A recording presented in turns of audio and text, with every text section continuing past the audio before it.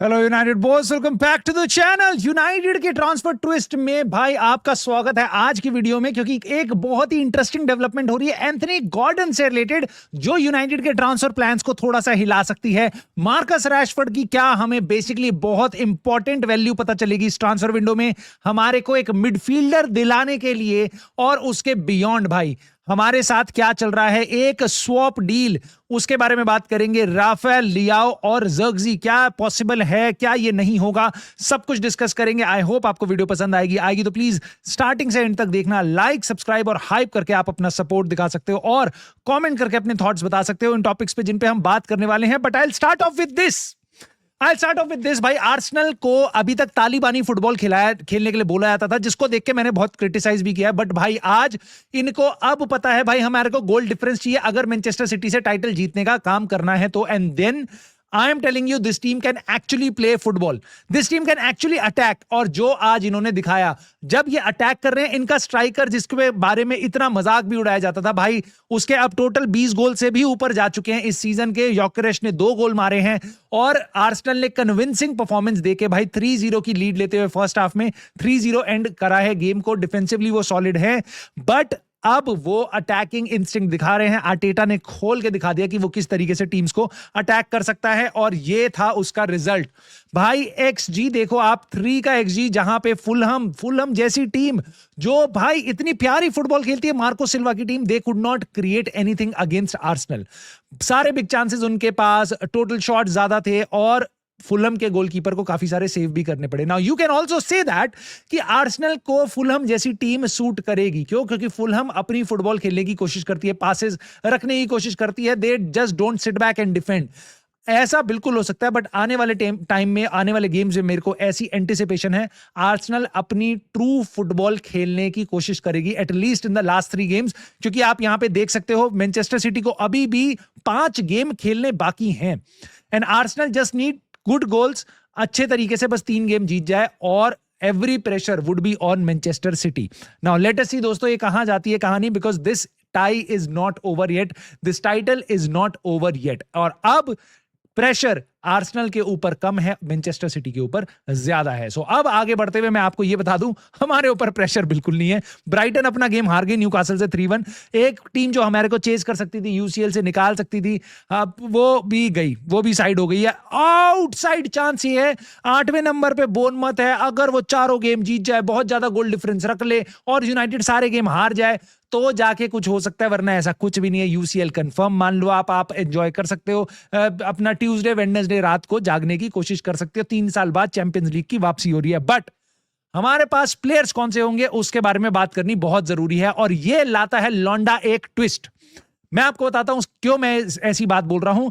प्लेटनबर्ग ने बताया है भाई, प्लेटी गोल ने बताया है कि एंटनी गॉर्डन की मैनेजमेंट जो है वो कांटेक्ट कर रही है बायर्न म्यूनिख के साथ काफी महीनों से। विंसेंट कंपनी चाहता है प्लेयर को, और basically Antony Gordon, Bayern Munich, ये दोनों एक साथ चल रहे हैं। नाउ बायर्न के पास प्लान बी और प्लान सी है, ये हमारे लिए काफी इंपॉर्टेंट चीज है, और यहां पे बेसिकली वो चाह रहे हैं गॉर्डन के साथ डील हो जाए, न्यूकासल के साथ डील हो जाए, बट अगर नहीं हुआ तो उनके पास दूसरे ऑप्शंस भी हैं। नाउ ये डील, ये इसलिए बस मैं आपके पास ला रहा हूं क्योंकि प्लेटी गोल ने ही नहीं बताया, यहां पे आपके फब्रिज़ो रोमानो ने भी आके बता दिया कि Antony Gordon has concrete chances to leave Newcastle United this summer. Bayern Munich के साथ उनके कॉन्ट्रैक्ट है एस्टैब्लिश्ड फरवरी से, so everything Plettigoal has said is true as per Fabrizio Romano. और उसके बाद ही is part of 3-man shortlist new winger के लिए, बायर्न म्यूनिख के लिए। नाउ इमेजिन, प्लेटी गोल ने एग्जैक्टली ये सारी बातें बोली है। फब्रिज़ो रोमानो बता रहे हैं फरवरी से, प्लेटी गोल बता रहे हैं कुछ महीनों से। उसके बाद ये बता रहे हैं एंटनी गॉर्डन, बायर्न म्यूनिख की बातें चल रही है, वही बात यहाँ पे फब्रिज़ो रोमानो ने बताई है। फब्रिज़ो रोमानो ने बताया 3-man शॉर्ट लिस्ट है, प्लेटी गोल बता रहा है प्लान बी और सी भी है, right? So that it all matches. So I think this खबर is very true. Now, why does it interest me?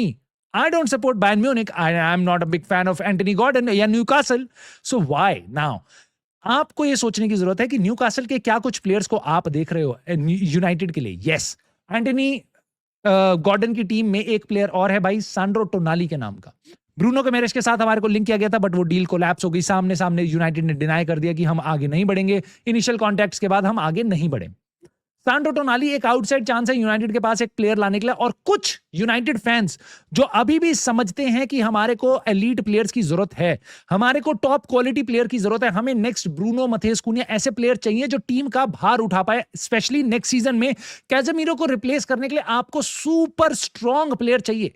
They are worried कि we are losing out on Elliot Anderson, so the next best thing that you can get is Sandro Tonali. Now, remember this, अगर Anthony Gordon की deal हो गई, ना सांड्रो टोनाली जाएगा, ना Bruno गिमेरेज जाएगा, ना कोई और जाने वाला है. न्यूकासल एक बड़ी सेल करेगी, हमारे को बेन जेकब्स और सारे जर्नलिस्ट ने अभी तक ये बताया, Newcastle just need to make one big sale and that's it. अपनी उन्होंने दुकान बंद कर देनी है भाई, उसके बाद जो करेंगे वो इनकमिंग करेंगे, अपने स्टार प्लेयर्स को एटलीस्ट जाने नहीं देंगे. सो अब अगर यूनाइटेड के प्लान्स में सांड्रो टोनाली है, they have to move now. They can't be sitting like ducks. जिस तरीके से हमने टॉमस ट्यूकल 1 महीने तक बैठे रहे, तब जाके उसने इंग्लैंड के साथ कॉन्ट्रैक्ट एक्सटेंड कर लिया. उसके बाद अभी हम नागल्समैन पिछले 2 महीने से वेट कर रहा था कि अगर कोई क्लब होगा मैं इस टाइम पे रेडी हूं बात करने के लिए, हमने वो मौका गवा दिया. अब क्या हम प्लेयर्स के साथ भी ये करने वाले हैं? सेनेसी के पास हम जा सकते थे, हम नहीं गए for XYZ reason, maybe he is not good enough, और वो उसने डील कर ली है, ऑलरेडी प्री एग्रीमेंट हो चुका है उसका टॉटनहम हॉटस्पर्स के साथ.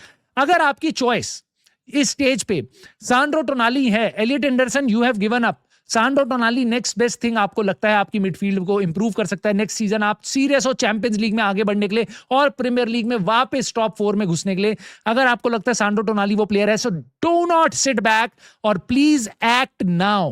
प्लीज एक्ट नाउ, क्योंकि बायर्न म्यूनिख की मशीनरी ऑलरेडी काम कर रही है और न्यूकासल बस एक प्लेयर जाने देगी. हालांकि यूनाइटेड इस चीज में थोड़ा और एक्टिवली ट्विस्ट डाल सकती है. अगर आपको लगता है न्यूकासल के साथ हमें अभी डील नहीं करनी है, हमें थोड़ा आगे बढ़ना है, सो आपके पास एक और तुरुप का इक्का है, मार्कस रैशफोर्ड.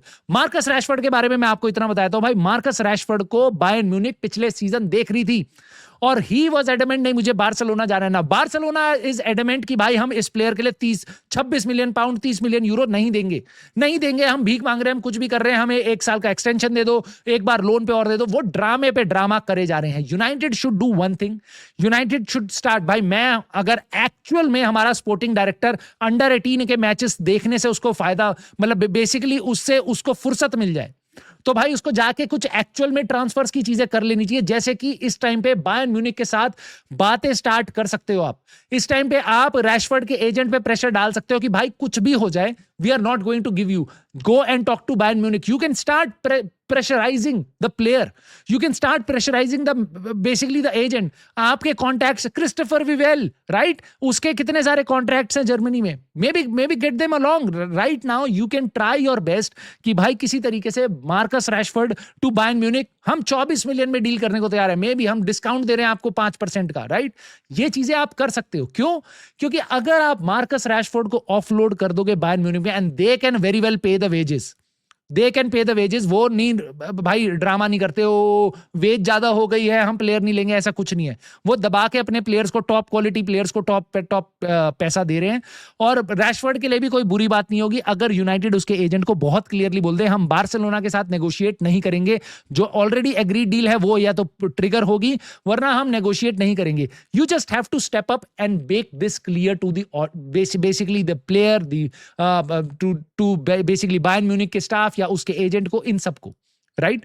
सो बहुत सी चीजें हैं जो यूनाइटेड अपने दम पे कर सकती है. लेट्स सी क्या होता है.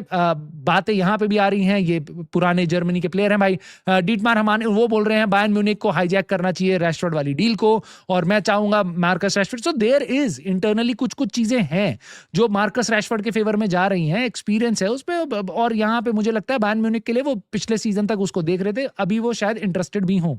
तो आपको न्यूकासल के साथ 100 मिलियन स्पेंड करने की शायद जरूरत ना पड़े, आपको 25 मिलियन में मार्कस रैशफोर्ड मिल रहा है. सो दिस इज ह्यूज यार. United can actually make a difference here अगर हम प्रोएक्टिवली चीजें करने की कोशिश करें. खैर उससे क्या होगा मैं आपको ये बताता हूं, अगर ऐसा होता है तो एंटनी गॉर्डन का लिए एक बहुत बड़ा नाम चला जाएगा, कट जाएगा। Maybe it gives you more time to talk to Sandro Tonali, और साथ साथ आपको बार्सिलोना के आगे भीख मांगने की जरूरत नहीं पड़ेगी और उनके सामने बुली होने की जरूरत नहीं पड़ेगी मार्कस रैशफोर्ड और बार्सिलोना के साथ। सो आप दो चीजें यहां पे कर सकते हो, बट प्रोवाइडेड अगर हम एक्टिवली इस चीज पे काम करें। खैर ये न्यूज मैंने सुनी है भाई गजेटा इटालिया से, और उन्होंने बताया है कि जोशुआ ज़र्क्ज़ी प्लस 20 मिलियन यूरो के साथ यूनाइटेड उसको ऑफर कर सकती है कि भाई ज़र्क्ज़ी ले जाओ और थोड़ा सा पैसा हम दे रहे हैं, हमारे को राफेल लियाओ दे दो। कुछ दिक्कतें हैं यहां पे, कुछ दिक्कतें हैं। देखो, जब जब हम स्वैप डील की बात करते हैं ना, हमें यह समझना चाहिए कि वो 4 पार्टीज अब इन्वॉल्व हैं। यूनाइटेड, इस केस में एसी मिलान, उसके बाद राफेल लियाओ और उसके बाद जोशुआ ज़र्क्ज़ी। चारों का एग्रीमेंट होना एक साथ इज हाईली अनलाइकली, इसलिए बहुत कम स्वैप डील्स देखी जाती हैं और इस केस में बहुत मुश्किल होगा, क्योंकि एसी मिलान के लिए भाई ये प्लेयर प्योर प्रॉफिट रिप्रेजेंट करता है। Why would you get only 20 million for this chap? Zirkzee को आप $0 में लेके आ रहे हो, उससे कोई फर्क नहीं पड़ता। आप जरूर चाहोगे कि ये सेपरेट डील्स हो, प्योर स्वैप डील ना हो, इसलिए मुझे लगता है ये ट्रू खबर नहीं है। हालांकि ज़र्क्ज़ी को बताया गया है कि यूनाइटेड बेसिकली वैल्यू करती है 20 से 25 मिलियन यूरोस के आसपास, आप मान लो 20-22 मिलियन पाउंड्स के आसपास। और उसके बाद यहां पे क्या हम ये बता रहे हैं कि राफेल लियाओ को यूनाइटेड बेसिकली वैल्यू कर रही है 45 मिलियन यूरोस में, क्योंकि ज़र्क्ज़ी को अगर हम 25 मिलियन यूरो भी कर रहे हैं, उसके बियॉन्ड हम 20 मिलियन यूरो दे रहे हैं।